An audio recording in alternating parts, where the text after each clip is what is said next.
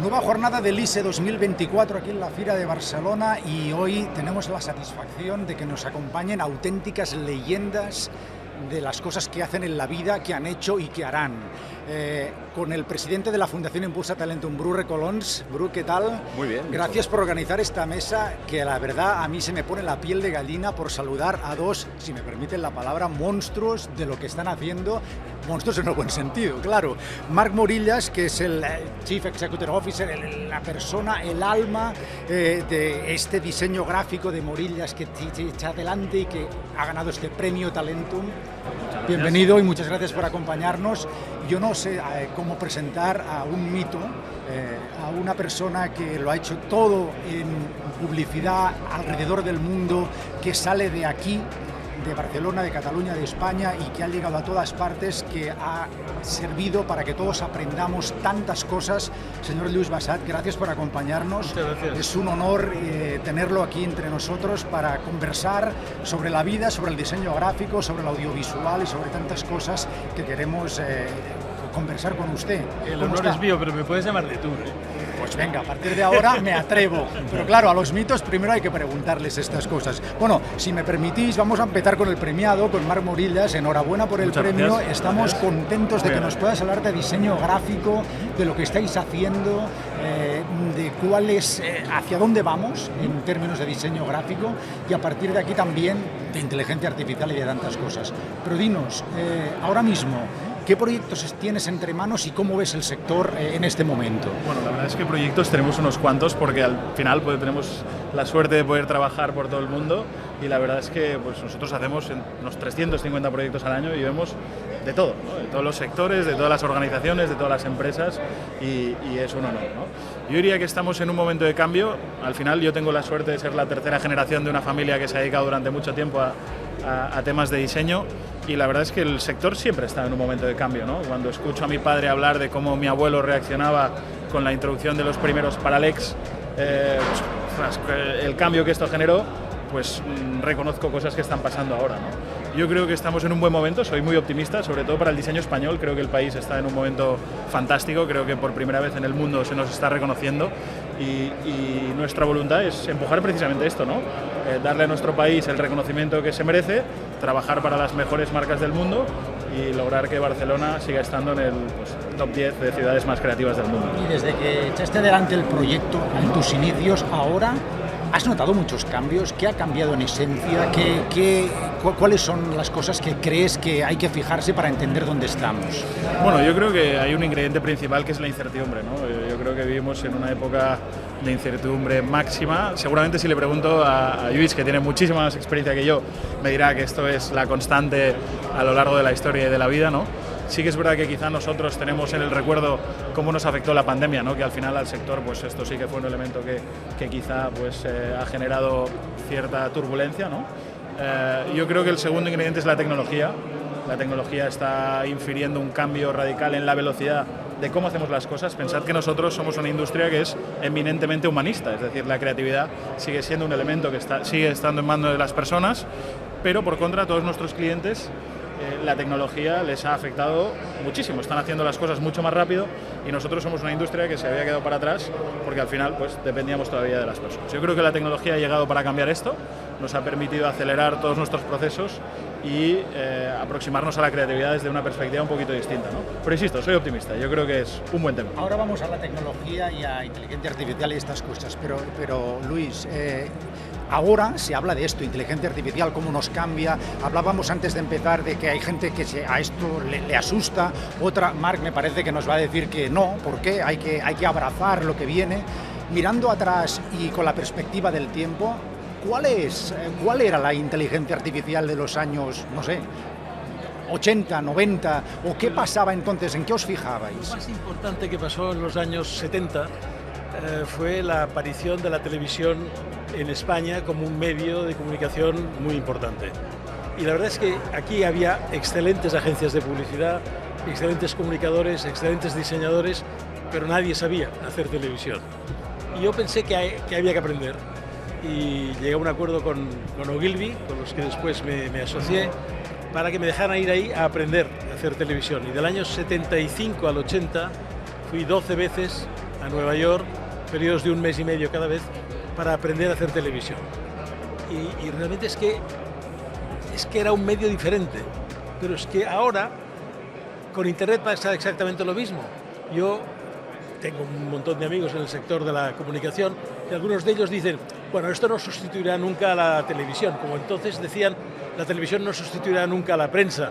Bueno, pues Internet ya ha sustituido a la televisión, a la prensa y a otras muchas cosas. Por lo tanto, el que ahora se dedique a la comunicación tiene que estar inmerso en este mundo de Internet, porque si no quedará fuera de juego, no sabrá comunicarse con los demás como hoy en día es necesario hacerlo, ¿no? Barack Obama ganó las elecciones gracias a Internet, a su comunicación online, a lo que supo realmente hacer con el equipo de gente de la que se rodeó, ¿no? Y por lo tanto, en este momento, mirando para atrás, me doy cuenta de que hicimos las cosas muy bien hechas, pero que no teníamos las herramientas que ahora tienen los jóvenes para poder hacer una comunicación mucho mejor de la que nosotros hicimos en su momento. Y el problema o la realidad de la velocidad a la que todo esto cambia, ¿cómo nos afecta? Porque si la televisión era en aquel momento el Internet de ahora, la televisión me da la impresión, y si no me corriges por favor, que avanzó más lenta en la evolución que Internet lo ha hecho.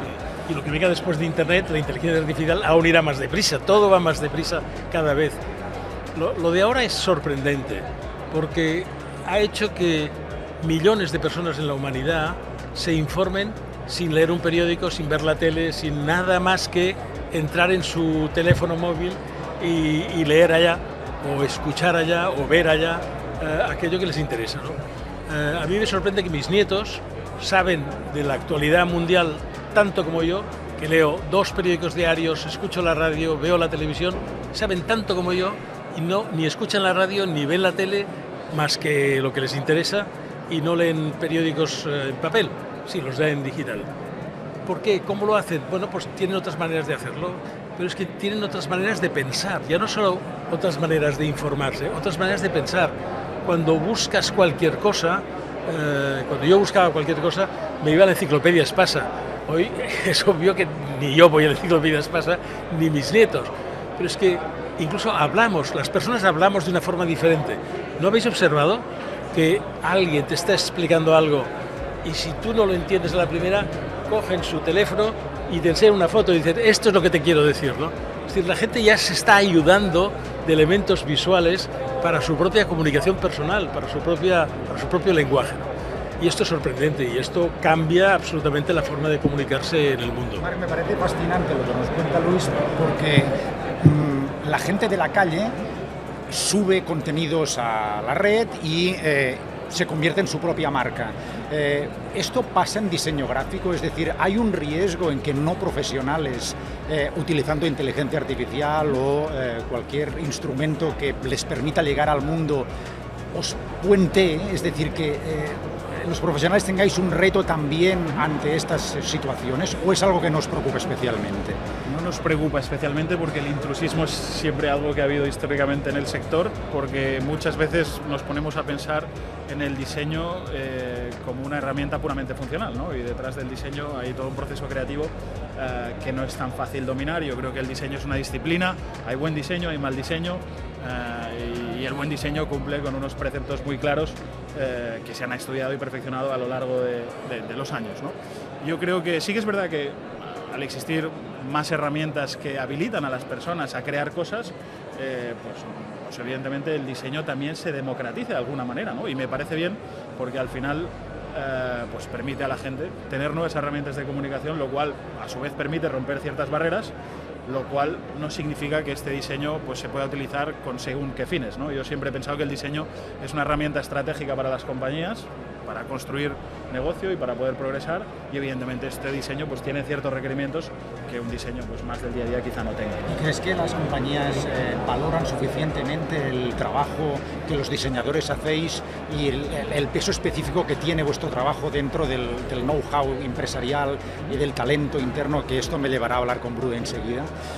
Yo creo que aquellas compañías que tienen marcas exitosas y que realmente son capaces de diferenciarse de la competencia lo valoran y lo entienden clarísimo. De hecho, lo consideran como un pilar cultural de la compañía, ¿no? ¿Qué pasa? Que no todas las compañías lo consideran así, pero sí que es verdad que yo creo que aquellos que consiguen un elemento diferencial en sus marcas precisamente lo valoran, lo respetan, se rodean de gente con criterio y por tanto son capaces de lograr resultados que otros pues no son capaces de lograr. Bruquias, consagras tu vida, tu trabajo, tu alma al talento, con la Fundación Impulsa Talentum, ante esta demostración de talento que tenemos en esta mesa descomunal. Primero, me imagino que satisfacción y alegría de tener aquí tanto talento reunido, y a propósito de lo que ellos cuentan, ¿cómo conjugas tú todo? Es decir, ¿cómo puedes aprovechar todo este talento que estamos escuchando para focalizarlo hacia tu trabajo, tus ideas, tu proyecto? Hay una cosa que no cambia nunca y otras que cambian constantemente. La tecnología, las herramientas que utilizamos van evolucionando, pero hay una cosa que no cambia nunca, que son los valores humanos y la voluntad de las personas de brillar, pero sobre todo de poner luz, ¿vale? de hacer de foco. Entonces nosotros en la Fundación llevamos 10 años identificando proyectos quizá no tan visibles como los que tenemos hoy encima de la mesa. Sí que cada año hay unos premios de honor que visibilizan trayectorias, pero nuestro ADN es identificar a muchas pequeñas empresas o startups o emprendedores o equipos que están desarrollando proyectos que nadie conoce y que para nosotros son ejemplo para chavales que están estudiando, para gente que a lo mejor ha fracasado y tiene que volver a levantarse. Entonces, los dos modelos que premiamos, el de la startup, el del que empieza, y el del referente que ha conseguido el éxito y que lo revierte en la sociedad con valores. Luis Massat en noviembre recibió un premio nuestro, uno de los premios de honor, porque él, pues después de una carrera súper exitosa, pues está revirtiendo esto en el mundo del arte, en su caso, ¿no? A través de mecenazgo, a través de coleccionismo, a través de hacer crecer una colección que pues, es arte, es cultura, es diseño y es comunicación. Entonces, nuestra idea es esta, es enseñar a los que están subiendo que hay gente que no solo es creativa y tiene talento, sino que es valiente y se atreve a luchar y a levantar proyectos y a caerse y a levantarse, ¿vale? Y que incluso pues con los años consolidarse con proyectos ya sólidos y que sea la voluntad de la gente emprender y no, pues que está bien, porque es necesario que hayan funcionarios y hay otros perfiles que la sociedad demanda, pero sobre todo para nosotros el corazón es que la gente que tiene talento brille con su talento y sobre todo que desarrolle toda su carrera en base a esto. Tenemos programas para identificar el talento cuando son muy pequeños, pero el talento nace entre los 6 y los 9 años. Mucha gente entra en el sistema educativo, que es, bueno, al final es una manera de homologar a todo el mundo, y aquello a los 4 o 5 años, cuando son niños o adolescentes, se ha perdido y es una pena, ¿vale? Bueno, yo estoy, bueno, no contento, emocionado de teneros aquí. Y simplemente os invito a que seáis pues, miembros de este colectivo. Ya después de 10 años, 36 premios cada año, somos muchos, y ir empujando el proyecto. Pero ya yendo a lo concreto y aprovechando este formato, ¿no? de preguntas y respuestas, y hablando de los que están estudiando ahora o que se están planteando que van a estudiar, os quería pedir una pincelada de qué les recomendaríais que hicieran, porque yo creo que ahora ya no es aquello, vais a la facultad y estudia aquello. Veo cada vez más influencia, más peso en las habilidades que yo creo mal nombradas como soft o blandas. Nosotros nos gusta decir que son habilidades poderosas. Ostras, la gente se está informando y está educando también con otros canales.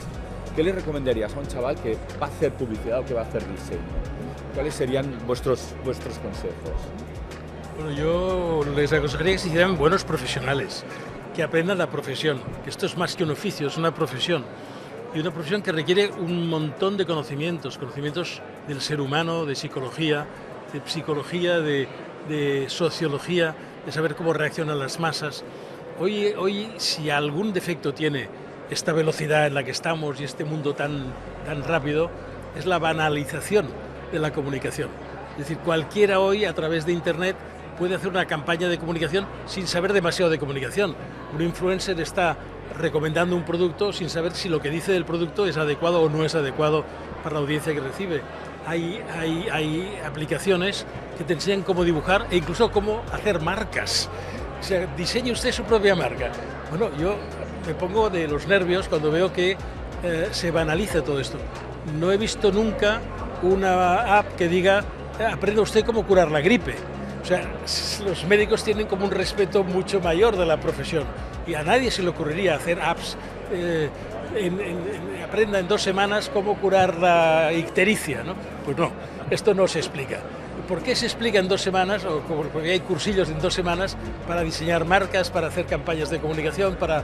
No, o sea, eso se ha de profesionalizar y la profesión requiere otra cosa, requiere unos ciertos estudios, requiere una dedicación, un cierto tiempo, requiere aprender de los que más saben, aprender de los mayores. Bueno, lo que ha hecho Morillas, o sea, la familia Morillas es un ejemplo perfecto. Un abuelo que empieza con la profesión, un padre que la desarrolla y un nieto que la está haciendo multinacional, ¿no? Entonces, esta es la manera. Si Morillas no hubiera empezado el abuelo, el padre y ahora el nieto, probablemente alguien que empezara hoy con el mundo de la comunicación tendría que estudiar mucho, tendría que prepararse muy bien y tardaría unos cuantos años en hacerse famoso o conocido, ¿no? Por lo tanto, para un joven, si contestando tu pregunta, ¿qué le diría a un joven? Que se profesionalice, que estudie, que se prepare.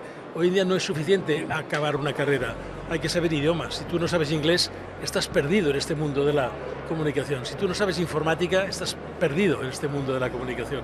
Por lo tanto, además de la carrera de ciencias de la información, además de la carrera de diseño o la carrera de cine, cualquiera de las carreras o del audiovisual, cualquiera de estas carreras requiere además conocimientos complementarios, como son esos, los idiomas, la informática y el conocimiento humano. Yo aprendí vendiendo televisores a domicilio y aprendí cómo reaccionaba la gente cuando iba ahí y les decía lo que valía ese televisor y por qué no me lo compraban, ¿no? Yo durante los 5 años de universidad me gané la vida vendiendo a domicilio televisores, purificadores de agua para piscinas, seguros, libros, a puerta fría.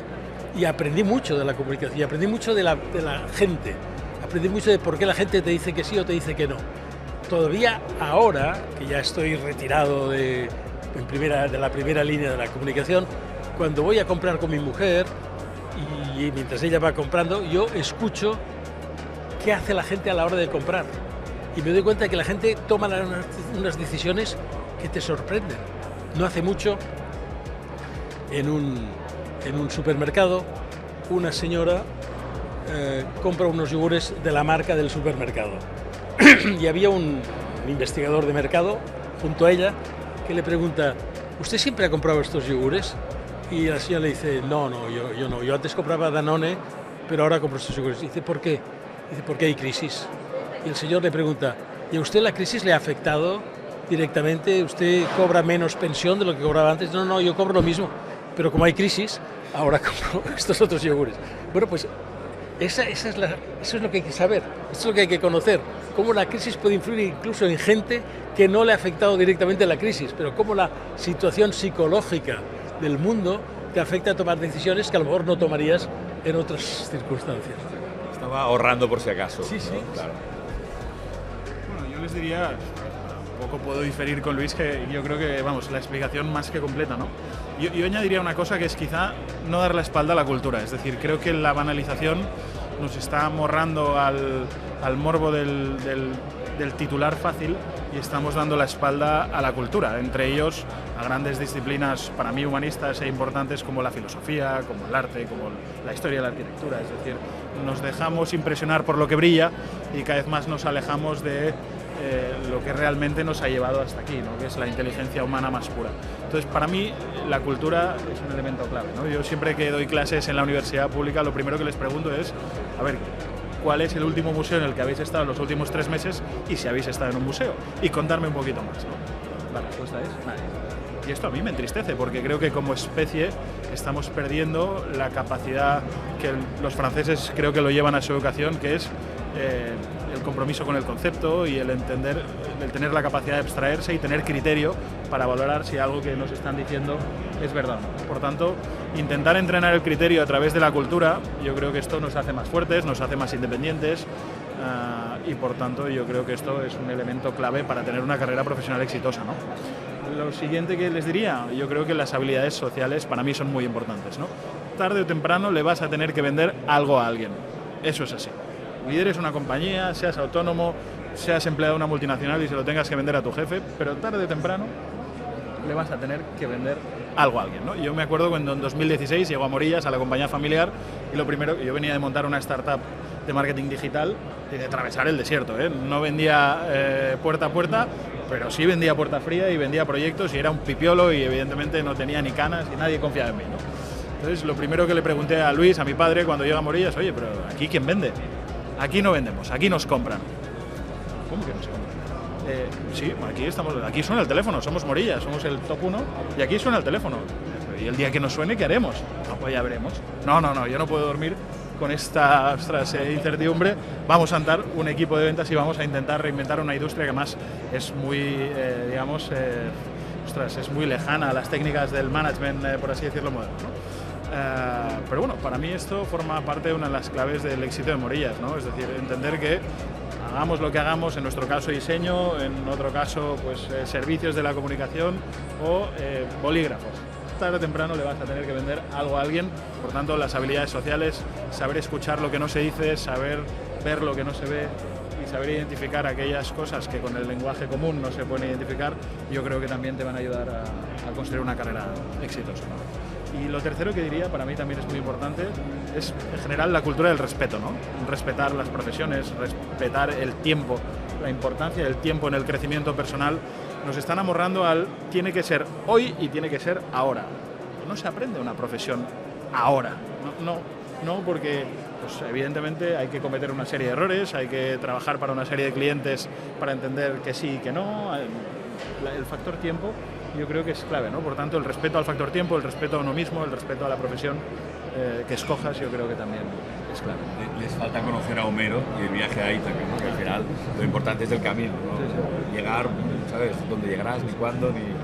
Pero eso es un testimonio, está muy claro. Me parece impresionante lo que acaba de contarnos Marc Morillas a propósito de, bueno, lo que se encontró en la empresa familiar me parece fascinante.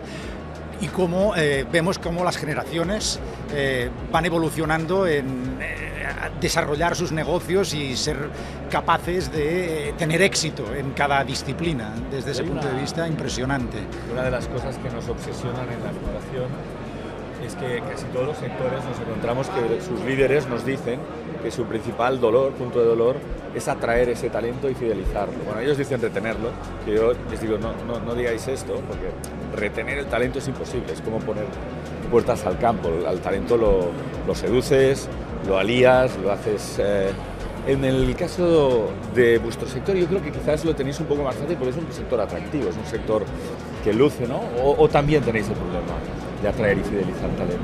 Yo creo que no somos, o sea, como todos los sectores, creo que el nuestro tiene luces y sombras, es decir, creo que yo estoy más en fidelizar que en retener, ¿no? Es cuando, por ejemplo, en las consultoras de marca no tenemos un negocio recurrente, ¿no? Vamos a proyecto y por tanto siempre hay fondos americanos que llegan con la intención de comprar compañías como la nuestra. Cuando tú compras una compañía como la nuestra, ¿qué compras? Intentas comprar el talento, pero el talento no es vendible.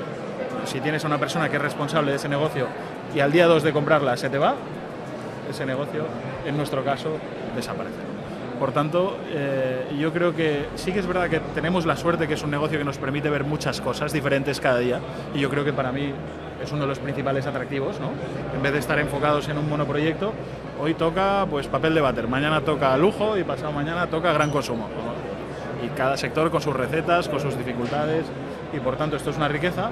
Por contra, somos un sector servicio, estamos dentro de lo que sería, ¿no?, una compañía de servicios y esto a veces pues, puede generar algún que otro fallo. No sé, Luis, ¿cómo lo ves? Mire, yo cuando abrí mi agencia de publicidad, que se llamaba Basat y Asociados, escribí 3 frases. Dije, Basat y Asociados ha de ser el mejor lugar de trabajo para los mejores profesionales de la publicidad. Segunda frase, cuando los tengamos, haremos las mejores campañas para los mejores clientes de cada sector. Tercera frase, cuando hagamos las mejores campañas para los mejores clientes de cada sector, ganaremos dinero. Es decir, puse el dinero en tercer lugar. Y yo ahora, cuando escucho a los presidentes de las sociedades que cotizan en bolsa, que les dicen a sus accionistas, y que eso se oye en todo el país, que su objetivo para el año siguiente es ganar más dinero, me pongo de los nervios. Porque imagínate por un momento que mañana en la rueda, en la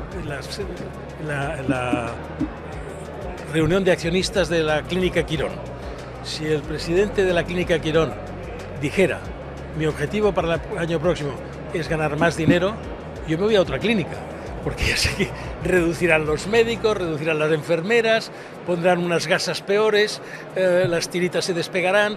Oye, no, ¿qué tendría que decir la Clínica Quirón? Lo mismo que decía yo: hemos de tener los mejores médicos de cada ciudad, hemos de tener los mejores clientes de cada ciudad, y cuando tengamos los mejores médicos, los mejores clientes, obviamente ganaremos dinero.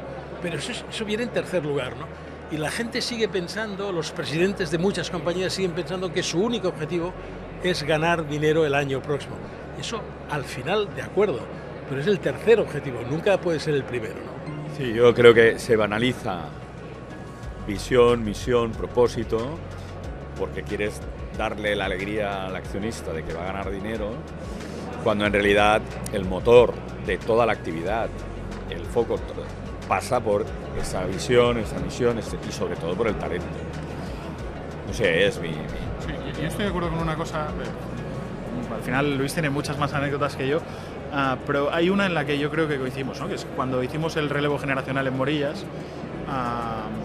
Uno de los grandes aprendizajes de Luis, y creo que de mi abuelo Antoni también, es el dinero siempre es consecuencia de cosas. El buen dinero y el mal dinero, pero siempre es consecuencia de muchas otras cosas, ¿no?